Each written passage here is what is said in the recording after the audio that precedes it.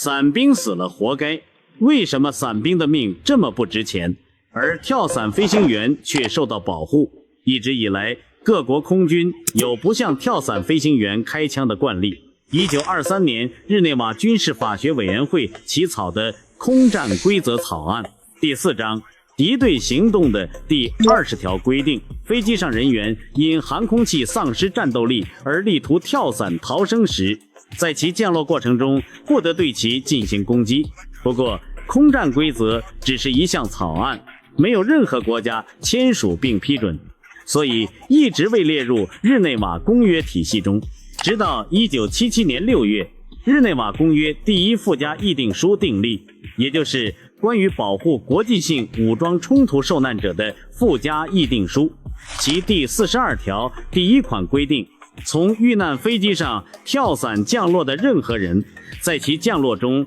均不應成為攻擊的對象。但公約同時明確，空降部隊不受此條款的保護。從作戰目的和威脅程度來看，二者有着本質區別。傘兵跳傘是攜帶武器空降至敵區交戰，旨在攻擊敵軍後方重要基地或達成其他戰術目的，落地後能給敵軍帶來巨大威脅。而跳傘的戰機飛行員多數情況下是因飛機出現故障或被擊中，無奈跳傘求生。他們最多帶把手槍，落地後基本沒有反抗能力，對敵軍構不成大的威脅。在二戰中，這種區別對待體現得淋漓盡致。1943年，一架美軍 B-24 解放者重型轟炸機執行轟炸任務時，遭日本零式戰鬥機攔截，機組人員被迫跳傘。日軍零式戰鬥機竟繞着跳傘的美軍飛行員射擊，